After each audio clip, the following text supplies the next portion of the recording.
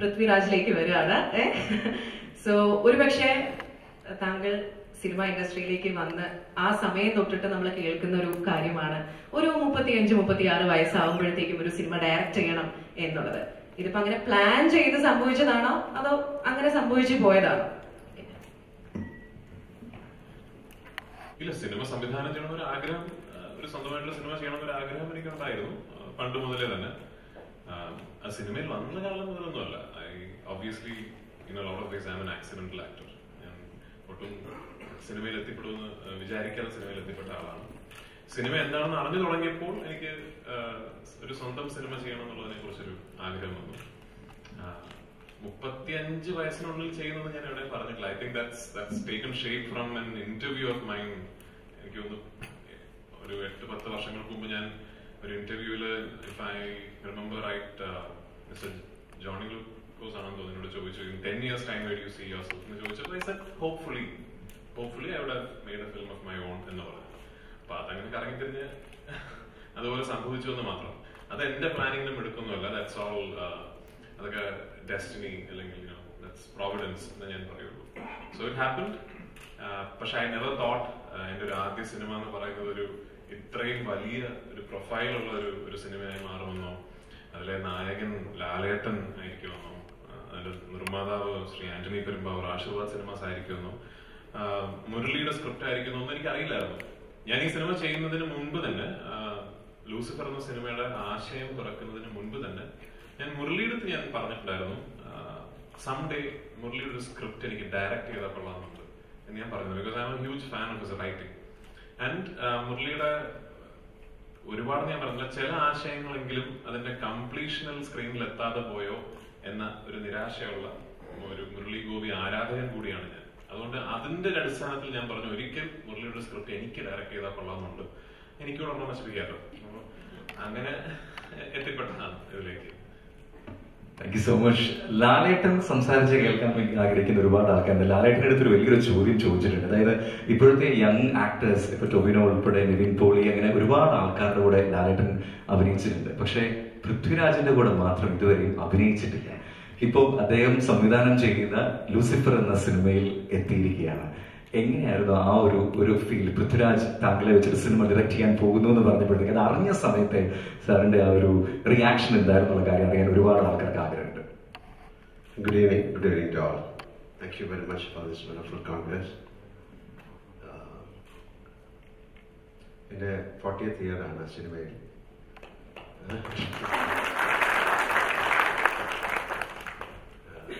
ഏതാണ്ട് 350ഓളം സിനിമകൾ അഭിനയിച്ചു കഴിഞ്ഞു. അതുകൊണ്ട് എന്തുകൊണ്ട് എന്ന ചോദ്യമില്ല. ചോദ്യം എന്ന് പറയുന്നത് സിനിമയെ പറ്റി മനസ്സിലാക്കി തുടങ്ങിയപ്പോൾ, സിനിമയെ കൂടുതൽ സ്നേഹിച്ചു തുടങ്ങിയപ്പോൾ, സിനിമയെ സ്നേഹിക്കുന്നവരെ കണ്ടെത്താൻ കഴിയും. പൃഥ്വിക്ക് സിനിമ എന്ന് പറയുന്നത് വളരെ ഒരു പാഷനുള്ള ആളാണ്. അദ്ദേഹമായിട്ട് ഒരുമിച്ച് അഭിനയിച്ചിട്ടില്ലെങ്കിലും അദ്ദേഹത്തിനെ വളരെ കുറച്ച് നാൾ മുതൽ അറിയാവുന്ന ഒരാളാണ്. അദ്ദേഹത്തിന്റെ ഫാമിലിയുമായിട്ട് വളരെയധികം ബന്ധമുള്ള ഒരാളാണ്.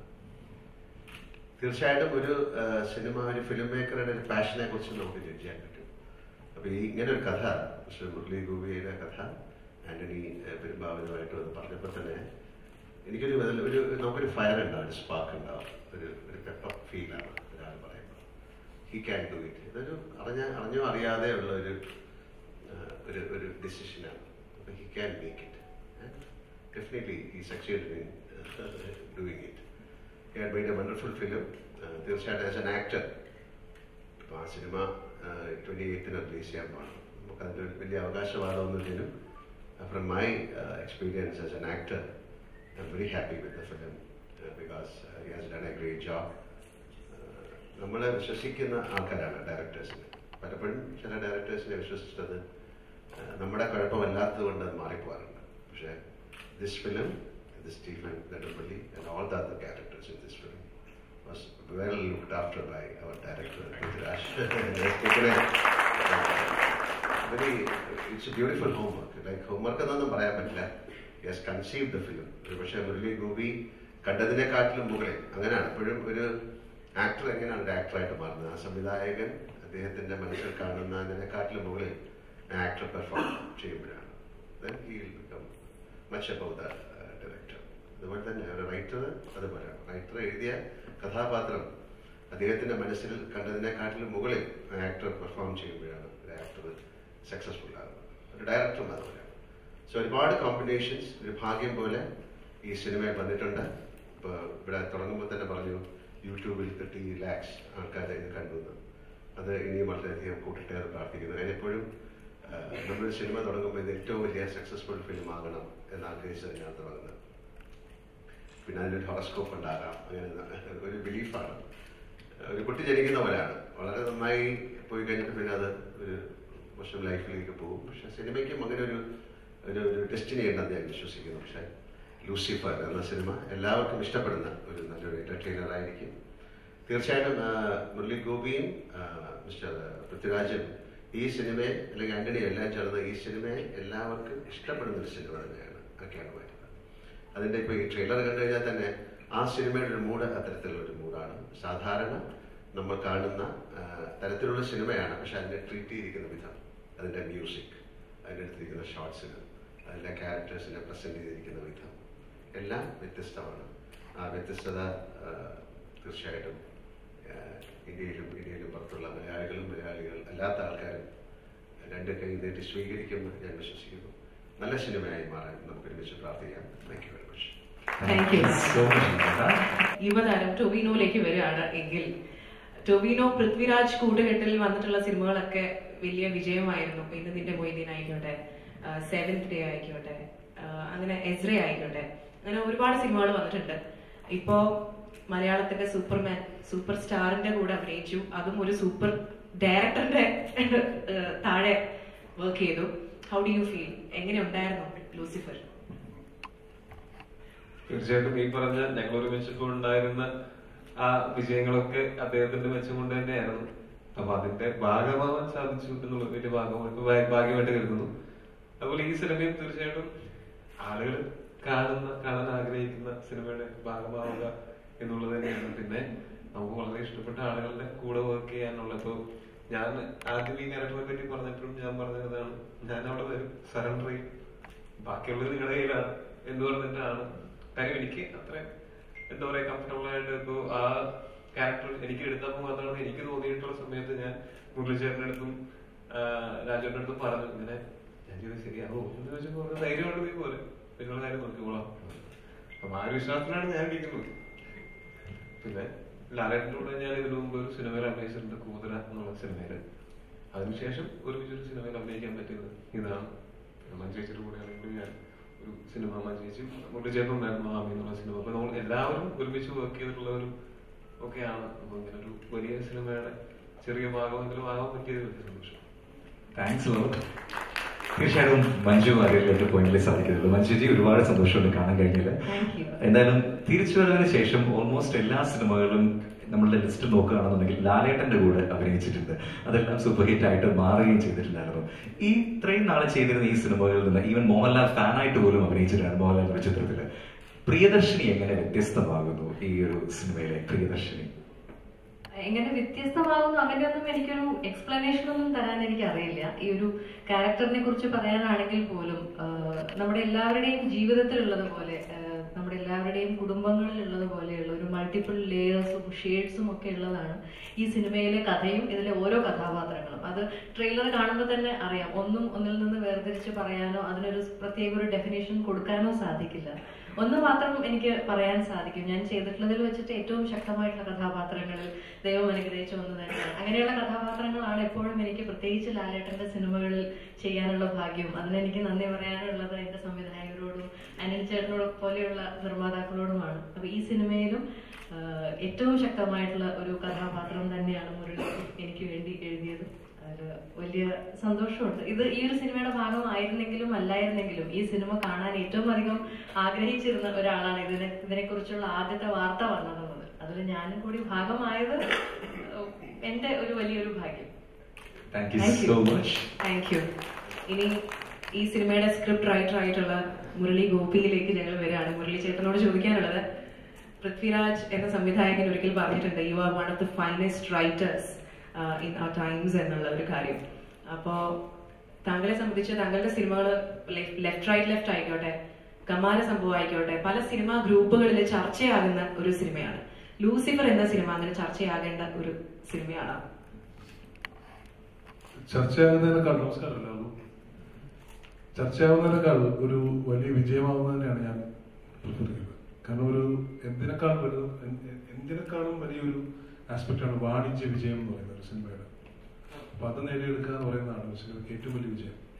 നാച്ചുറലി ആ സിനിമയിൽ കണ്ടന്റ് ഉണ്ടെങ്കിൽ, ആ കണ്ടന്റ് സ്ട്രോങ് ആണെങ്കിൽ, ആ കണ്ടന്റുമായിട്ട് ജനങ്ങൾ റിലേറ്റ് ചെയ്യുകയാണെങ്കിൽ അത് ചർച്ചയായിക്കോളും നാച്ചുറലി. അപ്പൊ നമ്മള് ഒരു വാണിജ്യ വിജയം മാത്രം ഉണ്ടാക്കാൻ ഒരു സിനിമ ഒരിക്കലും ഞാനൊരിക്കലും ആഗ്രഹിക്കാറില്ല. അത് എനിക്ക് പറയേണ്ട ഒരു കാര്യം, പറയേണ്ട രീതി, പറയാൻ പറ്റുന്ന ഒരു ആംബിയൻസ്, എന്നെ മനസ്സിലാക്കുന്ന ഒരു പ്രൊഡ്യൂസർ, അതിനേക്കാളുപരി ഡയറക്ടർ, ഞാൻ വൈബ് ചെയ്യുന്ന അല്ലെങ്കിൽ ആശയങ്ങൾ പെട്ടെന്ന് മനസ്സിലാവുന്ന. അപ്പൊ ആ ഒരു രീതിയിൽ എനിക്ക് കിട്ടിയിട്ടുള്ള ഏറ്റവും വലിയ ഗിഫ്റ്റുകളിൽ ഒന്നാണെന്ന് പറയാം പൃഥ്വിരാജ്.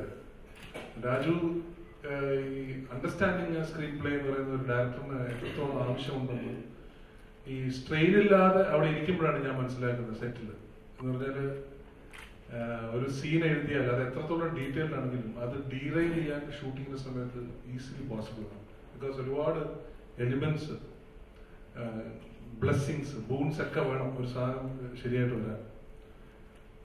ആക്ടേഴ്സിനെ ഇതിനെ ഇൻവൈബ് ചെയ്യുന്ന ആക്ടേഴ്സിനെ കൊണ്ട് ചെയ്യിപ്പിക്കുക, ആ സീൻ മനസ്സിലാക്കുക, ഒരുപാട് ആസ്പെക്ട്സ് ഉണ്ട് സ്ക്രീൻ പ്ലേ ട്രാൻസ്ലേറ്റ് ചെയ്യുന്നത്. അപ്പൊ അതിനൊക്കെ directorial understanding and directorial application എന്ന് പറയുന്നത് വളരെ ആവശ്യമാണ്. അപ്പൊ ആ രീതിയിൽ എനിക്ക് രാജുനെ പോലെ ഒരു ഡയറക്ടറിനെ കിട്ടിയത് ഈ സിനിമയ്ക്ക് ഇതിനെ മൗണ്ട് ചെയ്യാൻ അത്ര സൈസുള്ള ഒരു സിനിമയാണ്. ആ മൗണ്ട് ചെയ്യാൻ ഇങ്ങനെ ഒരു ഡയറക്ടറിനെ കിട്ടിയത് ഇതിന്റെ ഒരു ഭാഗ്യമാണെന്ന് ഞാൻ കരുതുന്നു. പിന്നെ ഓഫ് കോഴ്സ് ദ ലെജൻഡ്, അത് വലിയ ഭാഗ്യമാണ്. ഞാൻ കൂടുതൽ പറയേണ്ട ആവശ്യമില്ല. Thanks lot. എന്തായാലും ഈ സിനിമ നമ്മളിലേക്ക് എത്തണമെങ്കിൽ ഒരു പ്രൊഡക്ഷൻ ഹൗസ് വേണം, ഒരു പ്രൊഡ്യൂസർ വേണം. ആശീർവാദ് സിനിമാസ് അവരുടെ 25ാമത്തെ ചിത്രമാണ് ലൂസിഫർ എന്ന ഈ ഒരു സിനിമ. അത് 20 വർഷമായാണ്. ഒരുപക്ഷെ മലയാളം സിനിമയിലെ എല്ലാ പ്രേക്ഷകരും ഒരുപാട് താങ്കളുടെ അടുത്ത് കടപ്പെട്ടിട്ടുണ്ടായിരിക്കും. കാരണം നമ്മളൊക്കെ ഏറ്റവും കൂടുതൽ തിയേറ്ററിൽ കയറി കൈയടിച്ച നരസിംഹം പോലെയുള്ള അല്ലെങ്കിൽ രാവണപ്രഭു പോലെയുള്ള മനസ്സ് കീഴടക്കിയ ദൃശ്യം പോലെയുള്ള സിനിമകളൊക്കെ വന്നത് ആശീർവാദ് സിനിമാസിൽ നിന്നാണ്. ആ ഒരു എക്സ്പീരിയൻസ് വെച്ച് നോക്കുമ്പോഴത്തേക്ക്, അത് മാത്രമല്ല ഈ സിനിമകളൊക്കെ ഡയറക്ട് ചെയ്തിരിക്കുന്നത് മലയാളത്തിലെ ലെജൻഡറി ഡയറക്ടേഴ്സും തന്നെയാണ്. സത്യനന്ദിക്കാട്, രഞ്ജിത്ത് പോലെയുള്ള ഒരുപാട് ആൾക്കാരുടെ കൂടെയാണ് താങ്കൾ സിനിമ നിർമ്മിച്ചത്. എങ്ങനെ വിലയിരുത്തുന്നു ആസ് എ പ്രൊഡ്യൂസർ? ഇദ്ദേഹം പറയുകയുണ്ടായി ഒരു വാണിജ്യ വിജയം എക്സ്പെക്ട് ചെയ്യുന്നു എന്നുള്ളൊരു കാര്യത്തെ കുറിച്ച് പറഞ്ഞിട്ടുണ്ടായിരുന്നു. എങ്ങനെ തോന്നുന്നു? നമസ്കാരം. ഇത് 24ാമത്തെ ആശീർവാദിന്റെ ചിത്രമാണ്, 25. പിന്നെ നമ്മൾ മോഹൻലാൽ സാറിനെ ഒരു പ്രേക്ഷകൻ എന്നുള്ള നിലയിൽ എങ്ങനെ കാണണം എന്ന് വിചാരിച്ചു തന്നെയാണ് ഓരോ ചിത്രങ്ങളുടെയും കഥ വായിക്കാനും ഡിസ്കഷനെല്ലാം പോകുന്നത്. അപ്പോൾ നമുക്ക് കാണണമെന്ന് ആഗ്രഹമുള്ള പല കഥകളും കേൾക്കുകയും അതിൽ നിന്ന് തന്നെ സെലക്ട് ചെയ്ത് കുറെ സിനിമകൾ ചെയ്ത് ചിരിക്കുകയും ചെയ്തിരിക്കുന്ന ഒരു കമ്പനിയാണ് ആശീർവാദ് സിനിമാസ്. അപ്പൊ ശരിക്കും ഈ സിനിമയുടെ ഒരു ഡിസ്കഷന് നമ്മൾ ചെന്നപ്പോൾ രാജുവും മുരളിയേട്ടനും കൂടി സംസാരിച്ചുകൊണ്ടിരുന്നപ്പോൾ നമുക്ക് കാണാൻ ഭയങ്കര കൊതിയുള്ള, എന്നാൽ നമുക്ക് ചെയ്യാൻ പറ്റുകയും ചെയ്യാത്ത പോലെ ഒരു കാര്യം രണ്ടുപേരും നമ്മളോട് സംസാരിച്ചുകൊണ്ടിരിക്കുകയായിരുന്നു ആദ്യത്തെ ചർച്ചയിൽ തന്നെ. അതിൽ നിന്ന് തന്നെ ഇങ്ങനെ അത് നമുക്ക് അതിന് കൂടുതലായിട്ടൊരു ചർച്ചകളിലേക്ക് പോകേണ്ട കാര്യം തോന്നിയില്ല. കാരണം ഞാൻ മോഹൻലാൽ സാർ എങ്ങനെ കാണാൻ ആഗ്രഹിക്കുന്നു, അതിനപ്പുറത്ത് കാണാൻ ആഗ്രഹിക്കുന്ന ഡയറക്ടറായിട്ട്, എഴുത്തുകാരനായിട്ടായിരുന്നാണ് ഞാൻ സംസാരിച്ചുകൊണ്ടിരിക്കുന്നത്. അപ്പോൾ തീർച്ചയായിട്ടും ഈ സിനിമ ലാൽ സാറിനെ മലയാളികൾ ഒരു ആരാധനയോടെ കാണുന്ന, എന്നെപ്പോലെ ഏറ്റവും ഒരു സ്നേഹത്തോടെ കാണുന്ന എല്ലാ മലയാളികൾക്കും ഇഷ്ടപ്പെടുന്ന ഒരു ചിത്രമായിരിക്കും ലൂസിഫർ എന്ന ചിത്രം. Thanks lot. എന്തായാലും 2 ചോദ്യങ്ങൾ കൂടി ബാക്കിയുണ്ട് നമുക്ക് ഓൺലൈനിൽ വന്നത്. അത് പൃഥ്വിരാജിന്റെ അടുത്താണ് ഈ ഒരു ചോദ്യം വരുന്നത്. അതിനകത്തൊരു മെയിൻ ക്വസ്റ്റ്യൻ, ഇത് നമ്മളും കേട്ടിട്ടുള്ള ഒരു അറിവാണ്. അതായത് 2014 ഒരു TV ഇന്റർവ്യൂവിൽ താങ്കൾ പറയുകയുണ്ടായി, എന്തെങ്കിലും ഒരു സിനിമ സംവിധാനം ചെയ്യുകയാണെങ്കിൽ ഒരു ഡ്രീം കാസ്റ്റ് എന്ന് പറയുന്നത് മോഹൻലാൽ മഞ്ജു വാര്യർ കോമ്പിനേഷൻ ആണെന്നുള്ള കാര്യം.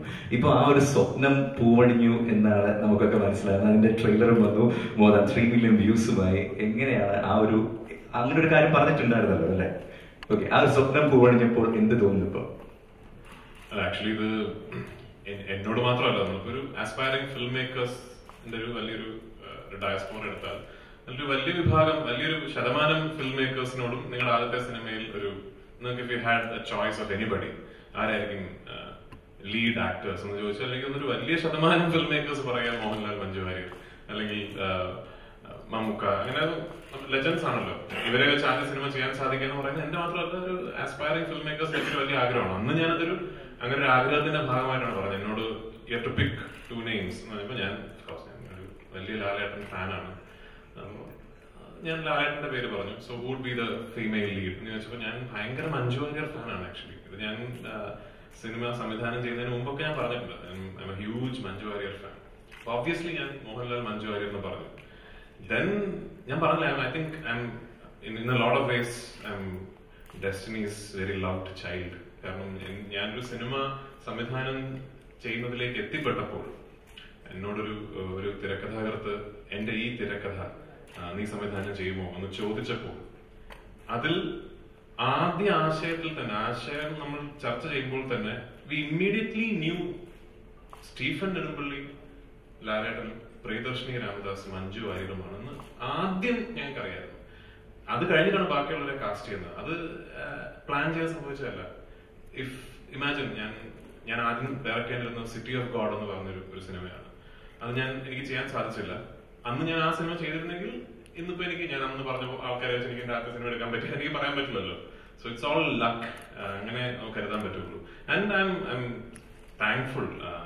ഒരു ആദ്യ സിനിമ സംവിധാനം ചെയ്യുന്ന ഒരു എന്നെപ്പോലെ ഒരു യങ് ഡയറക്ടർക്ക് കിട്ടാവുന്ന ഏറ്റവും വലിയൊരു അസറ്റ് എന്ന് പറഞ്ഞാൽ ഇത്രയും സ്കിൽഡ് ആക്ടേഴ്സ് നമ്മുടെ ഐഡിയാസ് കൺവേ ചെയ്യാൻ ക്യാമറയ്ക്ക് മുന്നിൽ ഉണ്ടാവുക എന്നുള്ളതാണ്. Because whatever said and done as a filmmaker, എത്രത്തോളം നമ്മുടെ ക്രാഫ്റ്റിന്റെ മുകളിലും നമ്മുടെ എക്സിക്യൂഷൻ പ്രോസസിന്റെ മുകളിൽ നമുക്കൊരു കൺട്രോൾ ഉണ്ടെങ്കിലും there is one part of the whole process which is not in your control. That's called the actor's interpretation. ഞാനൊരു actor ആയതുകൊണ്ട് എനിക്കറിയാം, നമുക്ക് പറയാം ഒരു ആക്ടറോട് പോയിട്ട് ഇങ്ങനെയാണ് വേണ്ടത്, ഇതാണ് ഞാൻ ഉദ്ദേശിക്കുന്നത്. പക്ഷെ ultimately what happens in that moment അത് ആക്ടറിന്റെ പ്രോസസ്സാണ്. എന്റെ സിനിമയിൽ എനിക്ക് കിട്ടിയ ഏറ്റവും വലിയ ഭാഗ്യം എന്ന് പറഞ്ഞത് ആ പ്രോസസ്സ് ചെയ്തത് എക്സ്ട്രീംലി സ്കിൽഡ് ആയിട്ടുള്ള ആൾക്കാരാണ്. So in that way I am really lucky.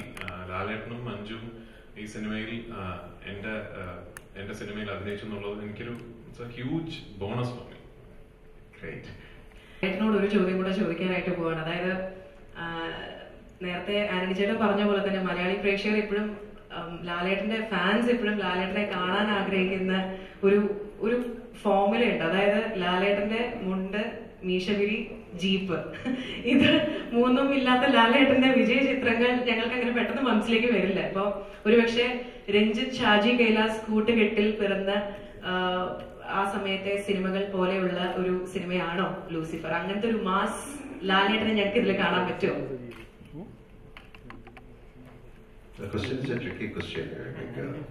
ഈ 3 കാര്യങ്ങൾ ഉള്ളതുകൊണ്ട് സക്സസ്ഫുൾ ആകണമെന്ന് റൂളൊന്നുമില്ല. അങ്ങനെ അല്ലാത്ത സിനിമകളുണ്ടായിട്ടുണ്ട്. How we are using these combinations, how we are presenting it to the public.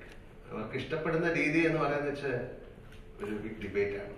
It's not that easy to conceive and just through it ആണ്. അപ്പൊ അത്തരത്തിൽ ആ കഥാപാത്രത്തെ മോൾഡ് ചെയ്തെടുത്ത് മുണ്ടെടുക്കുന്ന ആളാണ് കേരളത്തിൽ ഒരുപാട് പേര്. അയാളായിരിക്കണം. അദ്ദേഹത്തിന് ജീപ്പ് ഉപയോഗിക്കാനുള്ള അവസരങ്ങൾ ഉണ്ടാകണം, ഇതിന് മീശ ഉണ്ടാകണം. അപ്പൊ ഒരുപാട് കോമ്പിനേഷൻസ് ഉണ്ട്. ആ കോമ്പിനേഷൻസിൽ ഏറ്റവും നന്നായിട്ട് എക്സിക്യൂട്ട് ചെയ്യണം. അതൊരു ബ്രില്യൻസ് ആണ്, അതൊരു ഇന്റലിജൻസ് ആണ്. അപ്പം ആളുകളെ പറ്റിക്കുകയല്ല, അവർക്ക് ആവശ്യമുള്ള കാര്യം അവർക്ക് വേണ്ട രീതിയിൽ കൊടുക്കാനുള്ള ഒരു ഇന്റലിജൻസ്. ആ ഇന്റലിജൻസ് ഈ സിനിമയിലുണ്ടെന്ന് ഞാൻ വിശ്വസിക്കുന്നു. കാരണം സ്റ്റീഫൻ നെടുമ്പള്ളി എന്ന് പറയുന്ന ആള് ഒരിക്കലും ഒരു ഷേവ് ചെയ്തിട്ട് പാന്റ് ഷർട്ട് ഇട്ട് ഒരു ഓപ്പറേഷൻ നടന്നാൽ ശരിയാവില്ല. അയാള് ഡിസൈഡ് ചെയ്യുന്ന സ്ഥലം ഒരു ഹൈ റേഞ്ചാണ്. ആ ഹൈ റേഞ്ചില് ഏറ്റവും കൂടുതൽ യൂസ് ചെയ്യുന്ന ജീപ്പാണ്. അയാളൊരു പൊളിറ്റിക്കൽ പാർട്ടിയുമായിട്ട് ആക്സസ് ഉള്ള ആളാണ്. അപ്പൊ അയാൾ ഉപയോഗിക്കുന്നത് ഒരു റിലേറ്റഡ് ആയിട്ടുള്ള ഒരു അറ്റയറാണ്. പിന്നെ അദ്ദേഹത്തിന് ഒരു ഗ്രീഫുണ്ട്, അദ്ദേഹത്തിന് ഒരു സങ്കടം. ഒരുപാട് സിനിമ കാണുമ്പോഴേ പറയുള്ളൂ. ഇപ്പൊ രാവിലെ എണീറ്റിരുന്ന് ഷേവ് ചെയ്യാനൊക്കെ ഒരു മടിയുള്ള ആളാണ്. അല്ല, അതുകൊണ്ടാണ് ഞാൻ വെറുതെ പറയല്ല. ആൻഡ് ഓഫ് കോഴ്സ് മീശ എന്ന് പറയുന്നത് അയാളുടെ ഒരു എന്താണ് പറയുന്നത്, ഒരു അകത്തുള്ള ഒരു ഇൻഡിവിജ്വാലിറ്റിയെ പ്രസന്റ് ചെയ്യാൻ നമുക്ക് പല രീതിയിലും പറ്റുമെങ്കിലും വളരെ ഏറ്റവും ആൾക്കാർക്ക് മനസ്സിലാകുന്ന രീതിയിൽ അതിനെ എങ്ങനെ പ്രസന്റ് ചെയ്തു മീശ പിടിച്ചു വെച്ചു. അപ്പൊ അത് അത്രയും കാര്യങ്ങൾ ആ സിനിമയിൽ മനോഹരമായിട്ട് ബ്ലെൻഡ് ചെയ്തിട്ടുണ്ട്. അതുകൊണ്ട് ആ സിനിമ കാണുമ്പോൾ അതാണ് ആ സിനിമയിൽ ഫോഴ്സ്ഫുൾ ആയിട്ട് അയാൾ ജീപ്പ് കയറി തലവത്തി പറയുകയൊന്നുമല്ല. അപ്പൊ അങ്ങനെ ഭയങ്കര ഫോഴ്സ്ഡ് ആകുമ്പോഴാണ് നമ്മൾ ഒരുപാട് സിനിമകൾ അങ്ങനെ സംഭവിക്കാറുണ്ട്. ഒരുപക്ഷെ നരസിംഹം എന്ന സിനിമ വന്നതിന് ശേഷം ഈ ഒരു ഫോർമുല വെച്ച് എടുത്ത പല സിനിമകളും മോശമായിട്ടുണ്ട്. നമുക്കറിയാം ആ സിനിമകൾ മോശമായി പോകും, പക്ഷെ നമുക്കൊന്നും ചെയ്യാൻ പറ്റില്ല. പക്ഷെ അത്തരത്തിലുള്ള കാര്യത്തിനെ ഏറ്റവും മനോഹരമായിട്ട് കൈകാര്യം ചെയ്യുക എന്ന് പറയുന്നതാണ് ബ്രില്യൻസ്. അത് ഈ സിനിമയിലുണ്ടെന്ന് ഞാൻ വിശ്വസിക്കുന്നു. താങ്ക്സ്. ഒരൊറ്റ ചോദ്യം കൂടി ബാക്കിയുണ്ട്, അത് മഞ്ജു